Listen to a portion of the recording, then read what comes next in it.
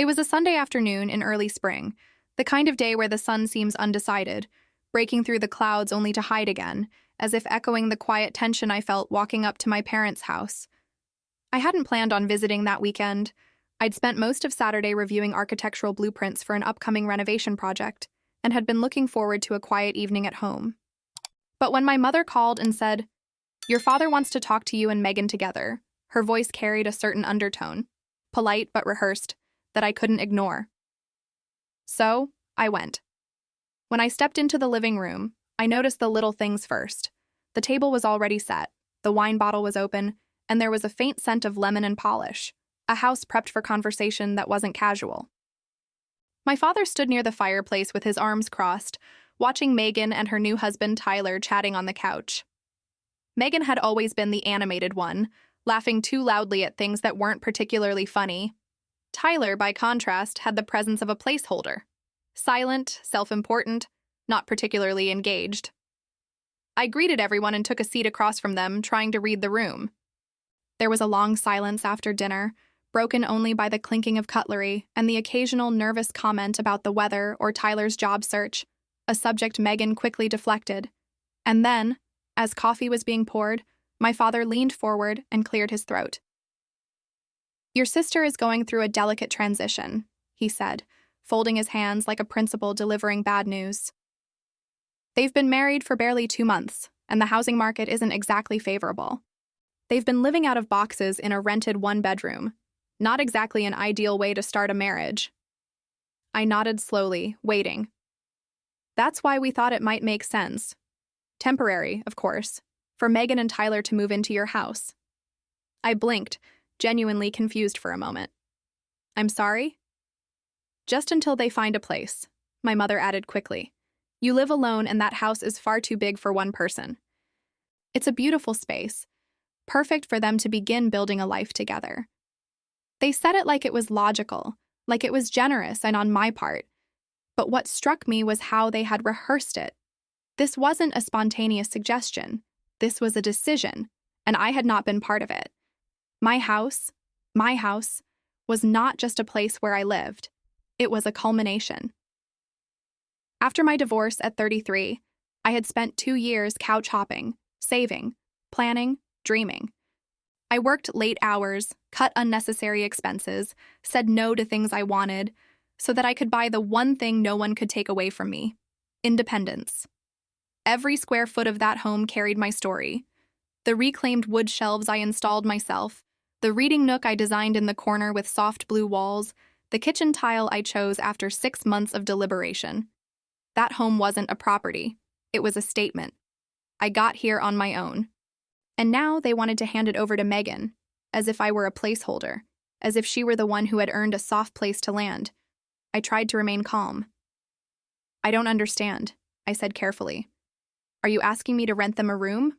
Or are you asking me to leave my own house?" My father chuckled slightly, as if I were being dramatic. "Of course not. We're just saying, you're comfortable. You've got a solid job, no kids, no financial pressure. Megan and Tyler are just starting. It would mean the world to her to have a safe space. Somewhere she can breathe, build, grow into this next phase of her life." And then came the phrase that struck me like cold steel. "You already have your life figured out. She needs a place to begin hers." I felt my throat tighten. That one sentence held years of unspoken expectations, emotional manipulation, and assumptions about what I owed. Not just to them, but to the entire architecture of our family. They had always seen Megan as fragile, deserving, in need of rescue. I had been cast, silently, perpetually, as the strong one, the one who didn't break, the one who could sacrifice, the one who could carry more. But strength, I had learned, came at a cost. The strong child is rarely comforted. She is expected to adjust, to understand, to bend. And for years, I had. Until now. My mother reached for Megan's hand. "You remember when you moved in after the divorce?" she said. "We gave you shelter, no questions asked." "That was your home," I said, my voice steady. "I moved into your space. I didn't ask anyone to move out. There was an awkward pause. Megan hadn't said a word since the beginning. She just stared at her empty coffee cup, waiting. And in that silence, I realized something. This wasn't about generosity. This was about obligation. They expected me to say yes. They relied on it.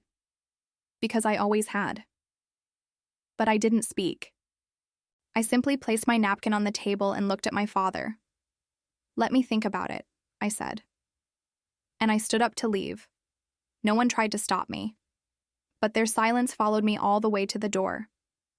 As I got into my car, I stared at the rearview mirror, watching the curtains sway slightly in the living room window. It wasn't just a request. It was a test. One I had failed only because, for once, I hesitated to give what was expected. But deep down, I knew this wasn't over. Because when a family builds its balance on your silence, the moment you speak up, everything begins to shift. What will Lauren do when the pressure intensifies? How far will her family go to guilt her into surrendering her home? And what will happen when she quietly, and definitively, takes control of her own boundaries? It had been 4 days since that Sunday lunch. 4 long days of silence so loud it rang in my ears like a hum. No messages, no missed calls. Just the stillness that comes when a family, instead of confronting discomfort, retreats behind closed doors. And yet, I wasn't at peace. I kept revisiting that phrase, the one my father had delivered with casual authority. "You already have your life figured out." It wasn't just a sentence, it was a verdict. One that dismissed the very real weight I had carried to get where I was.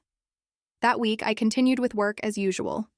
I presented a design proposal to a board of investors, finalized an interior layout for a private client, and responded to 37 emails. On the outside, I was composed, focused.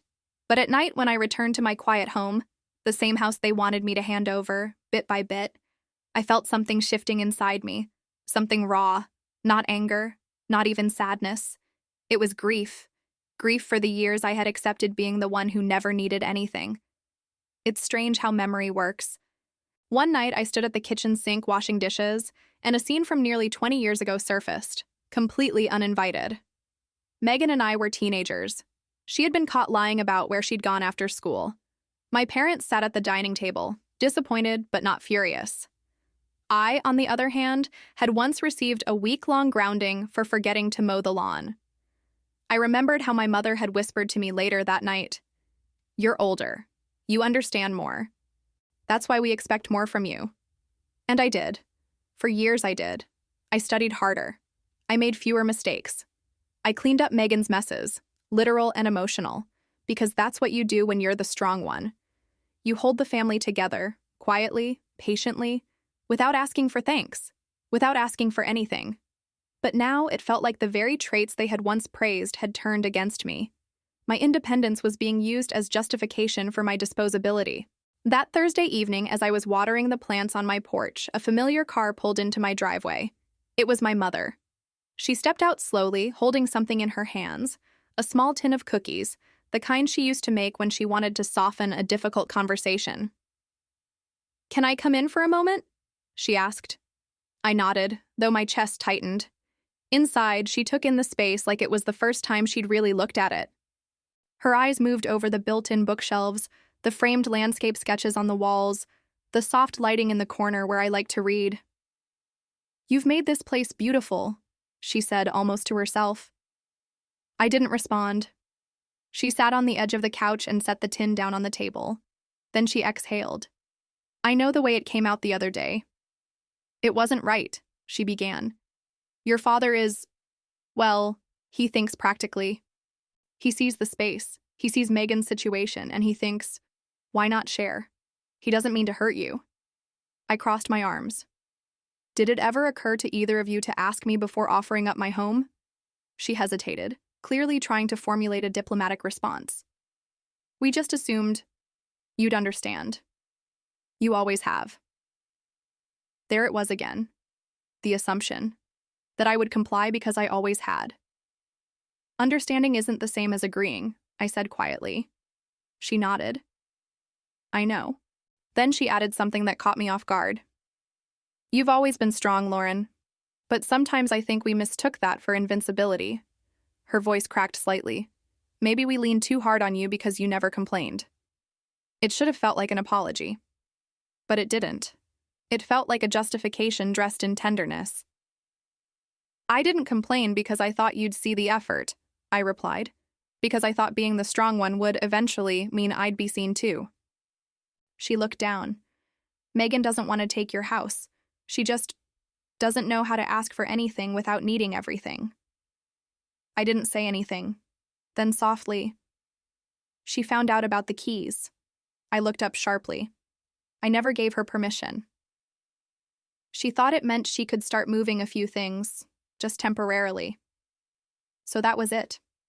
They had already made the decision. I was just the last to know. That night, I walked through the rooms of my home, slowly, deliberately. The hallway, the bedroom, the office I had turned into a sanctuary, the kitchen where I had cried the day I signed the deed because it felt like finally, something was mine.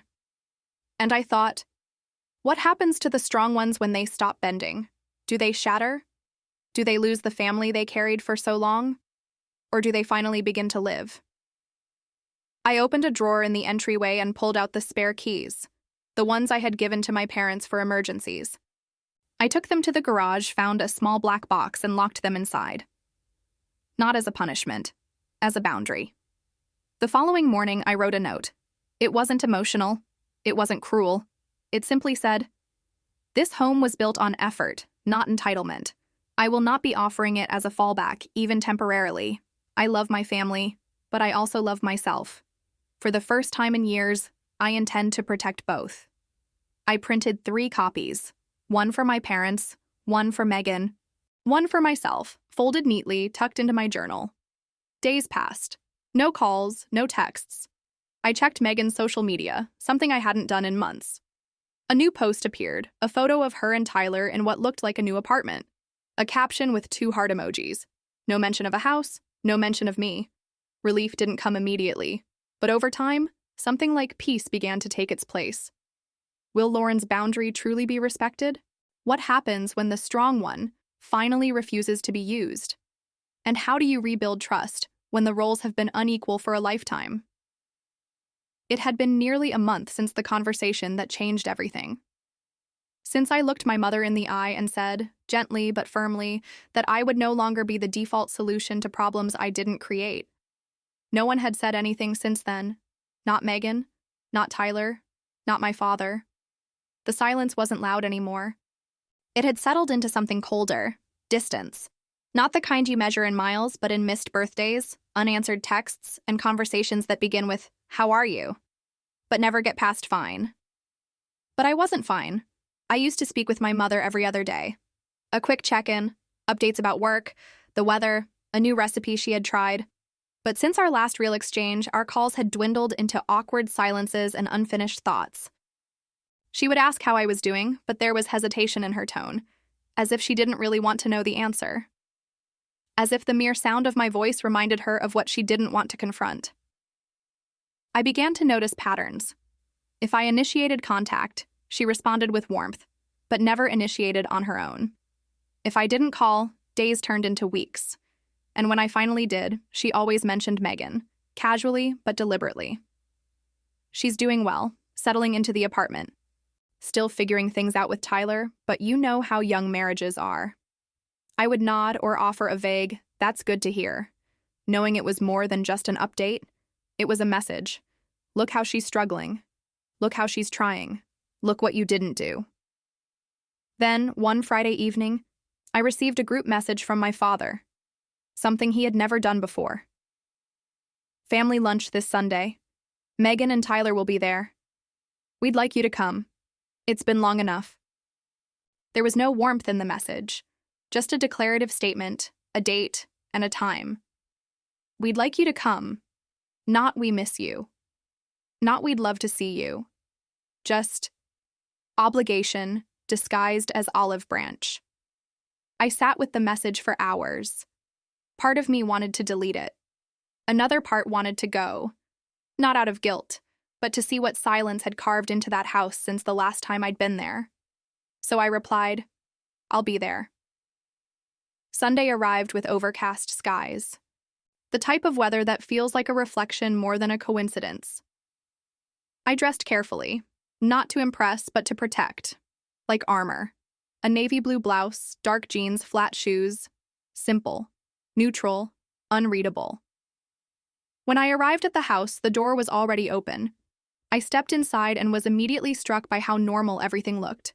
The same framed photographs. The same worn couch. The same smell of lemon cleaner and baked rolls. But nothing felt familiar. Megan greeted me first, her smile brief and a little too wide. Tyler offered a nod from the kitchen. My mother kissed my cheek and called me sweetheart like she used to. But the word didn't land the same way. And my father? He looked up from his glass of water, offered a single, "Glad you came," and said nothing more. We sat at the table, the six of us, like actors in a play no one wanted to rehearse. There was small talk about the weather, about local news, about Megan's job search. No one asked about my work. No one mentioned the house. It was as if they were trying to erase the last month with a layer of casual conversation. But what hurt the most wasn't the absence of conflict. It was the presence of performance. The insistence that everything was fine, that we were fine, that nothing had been said and no one had been hurt. After lunch, while clearing plates, my mother pulled me aside in the kitchen. Her voice was soft, almost apologetic. "I think your sister still feels a bit rejected. I know it's not what you meant, but she's sensitive. Always has been." I looked at her, startled by the implication. I didn't mean to reject anyone. I meant to protect something that belonged to me. She sighed. "It's just a house, Lauren." I put the dish down. "To you, maybe. But to me, it was survival. It was healing. It was the first thing I built that no one could claim." She said nothing. Then she smiled gently and turned away. The conversation closed not with understanding, but with dismissal. And that's when I realized. They didn't want resolution. They wanted me back in my role. I left shortly after that. No hugs, no final words. Just a nod from my father, a distracted wave from Megan, and the same silence I had walked into. But as I drove away, I didn't feel broken. I felt clear. Families don't always heal. Sometimes they reorganize around discomfort. And sometimes, the one who says no isn't the one who breaks the bond, but the one who finally notices it was already broken. What happens when Lauren stops trying to repair a dynamic that was never built to support her? Will her silence finally be respected or twisted into new forms of guilt? And when a new crisis emerges, will they come running again, or will she finally close the door for good? 2 weeks passed after the family lunch, and I heard nothing. No thank you, no follow-up, no message asking how I was. It was as though my presence at the table had been a box to check, not a bridge to mend. A performative gesture. And once complete, I was excused from the play again. I had entered that house thinking I might feel a trace of belonging, but what I walked away with was confirmation of something I had suspected for years, yet never wanted to name. I had become an accessory to my family, useful when needed, invisible when not. The days that followed were painfully ordinary. Work continued, the city moved on, but something internal had shifted. I no longer felt obligated to keep the door open. For the first time, I wasn't checking my phone waiting for a call from my mother. I wasn't trying to interpret silences or decode passive remarks. I simply let them be. I allowed the distance to exist, and for a while, it was quiet. Until, one rainy Thursday afternoon, I received a call from an unknown number. I answered. "Hi, is this Lauren Carter?" "Yes." "This is Melanie from Hillcrest Medical Center. I'm calling on behalf of your sister. She asked us to contact you." My heart stopped. Megan had been in a minor car accident. Nothing fatal, but she had sustained a fractured wrist and some bruising. Tyler had been unreachable. Their phones had been off, and in her panic, she had given them my number from memory. "She's asking if you can pick her up. She doesn't want to wait for transport." I sat frozen, hand gripping the phone, thoughts racing. The same sister who had avoided me for weeks? The same sister who had accepted my silence with smug detachment? The same sister who had once looked at me and said, "You live alone. What does it cost you to help?" Now she was calling. Now she remembered my number by heart. I said yes, not out of guilt, not out of obligation, but because I had loved her once, and some part of me still did. When I arrived at the hospital, Megan was sitting in a wheelchair near the entrance, her arm in a sling and a thin blanket over her legs. Her face lit up, not with gratitude but with relief, as though it was natural that I would be there. She didn't apologize. She didn't explain. She simply said, "Thanks," and climbed into the car. The ride home was quiet. Rain tapped the windshield in rhythmic bursts. I didn't ask questions. She didn't offer details. But halfway to her apartment, she broke the silence. "I didn't want to call you, but you were the only person I could remember." I nodded. That happens. In moments of panic, the brain doesn't reach for convenience.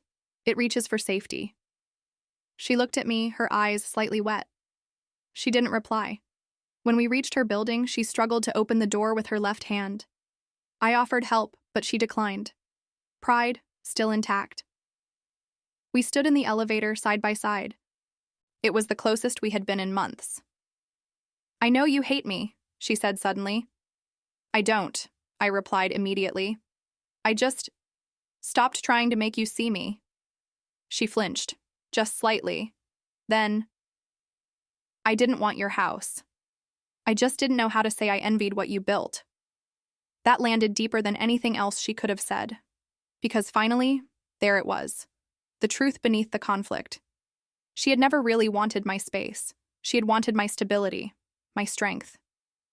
The sense of self I had quietly assembled over years of being ignored. And in our family, where attention was rationed like oxygen, perhaps envy had been the only way she knew how to relate to me. After that day, I expected a call from my parents. I thought perhaps Megan would say something. I imagined the news had reached them. But it hadn't. Or worse, it had. And they chose to stay silent again. Instead, I received a message the next evening. From my father. It read, "I heard you picked Megan up. That was kind. No warmth, no curiosity, just an acknowledgement. And a reminder. You're the strong one. You'll always be useful." I didn't reply. Over the next few days, I thought long and hard about what I wanted. Not from them, but for myself. I realized that for years, I had interpreted silence as something to fix. A call to action. A wound to close. But now I understood something else. Sometimes silence is just space. And sometimes space is what healing actually requires. I no longer needed their validation. I no longer wanted to be their anchor. I wanted to be my own. And yet, I also knew this story wasn't done. Because fractures in families don't just disappear. They either deepen or transform. And when the next moment of crisis comes, I wonder, will they reach for me out of love? Or only when no one else answers? Will Lauren find closure? Or simply learn to live with the silence? Will her act of compassion be misunderstood again? Or will someone finally say what she's longed to hear? And what does healing truly look like when reconciliation isn't possible, but resentment is no longer welcome? There is a moment, after long silence, when even the absence becomes familiar. It had been nearly 2 months since Megan's accident, and since I had, instinctively and without hesitation, answered a call that no one else had picked up. A call not just from a hospital, but from a history. She hadn't reached out since. Not even to say thank you. My parents hadn't called, no surprise there. But I had changed. In a way none of them noticed. I no longer replayed conversations in my head, hoping I had said something differently. I stopped explaining myself in draft messages never sent. I no longer looked for meaning in my mother's silences, or waited for my father's rare acknowledgments to sound like affection. What I had now was clarity. And it did not come with bitterness, but with a quiet, almost painful freedom. It's strange how life keeps moving while your interior changes shape. You wake up in the same bed, you drive the same route to work, You see familiar faces, but something in you no longer answers to the same name. One Sunday, I sat in the reading corner of my home, a space I had designed myself, bathed in soft light, with shelves of books that had carried me through harder times. I opened my journal, but instead of writing for myself, I found myself drafting a letter. To Megan, it read, "There was never a day I didn't want to love you, but I no longer want to be loved conditionally. I didn't say no to punish you. I said no because no one else ever said yes to me.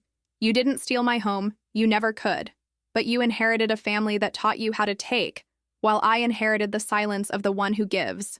I forgave you long before you knew I had anything to forgive. I just needed you to see me, not as a role, not as a fallback, but as a person with limits, needs, and worth. Maybe you can't, maybe you won't. But I still needed to say it. For me, not for you." I folded the paper and placed it in a drawer. I never mailed it. I didn't need a reply. I already had the closure. 2 weeks later, a message arrived. Not from Megan, not from my father, but from my mother. It was short, just 2 lines. "Your father's health hasn't been great. He wouldn't say it, but he misses you. We both do." I stared at the screen for a long time. Part of me wanted to reply immediately, to ask what was wrong, to step back into the familiar role, the responsible daughter, the emotional caretaker. But I waited. For the first time, I waited. That night, I walked around my house slowly, thoughtfully. Every corner whispered a memory. Every window still held the view I had chosen. The rug in the hallway, the ceramic bowl in the kitchen, the key box by the door. All of it was mine. Not because I had bought it, but because I had earned the right to exist in peace. I did eventually respond to my mother's message, with compassion, but not surrender. "I'm sorry to hear that. I wish him peace, truly. But if he misses me, he'll need to learn to speak. I don't live in the space of assumption anymore." She didn't reply. But that was all right. Because love, I've learned, does not always mean return. Sometimes love is choosing yourself. Sometimes love is allowing others the dignity of their own silence. And sometimes love is no longer begging to be understood. A month later, I visited my childhood home. Not for lunch, not for an apology, just to return something. My mother had left a scarf at my place years ago, and I thought perhaps returning it would be a gesture, not of reconciliation, but of closure. When I rang the bell, she answered. She was older than I remembered. Not in age, but in presence. Tired, small. She invited me in, and I declined. I simply handed her the scarf and said, "This used to be yours. I thought you might want it back." She took it, her hands trembling just slightly. Then she looked up and said almost inaudibly, "Do you hate us?" I breathed in. "No," I said, but I stopped trying to be understood by people who never asked what it cost me to stay close. She nodded, eyes wet, but she didn't cry, she didn't beg, she didn't argue, and neither did I. I drove home in silence. No music, no phone. Just the sound of tires on asphalt and the quiet exhale of release. That night, I walked once more through my house and paused in front of the small black box by the front door. Inside, the spare keys still rested, untouched. I took them out, held them in my hand, weighed them not just as metal but as metaphor. Then slowly, I placed them inside a new box, a wooden one, lined with velvet. I sealed it, labeled it simply, "What I chose to keep." Because this house, and everything it represented, was never about walls or rooms. It was about dignity, boundaries, identity, and above all, peace. Some people grow up believing that love means sacrifice, that to be good is to disappear. That strength is the ability to say yes without flinching.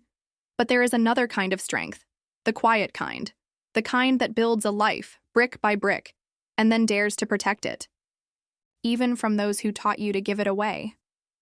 But what happens if one day, Megan knocks on the door, not to ask for anything, but to truly apologize? Would Lauren answer? Or would she finally let the past remain just that? Past. Maybe some questions don't need answers. Maybe some doors are better left unopened.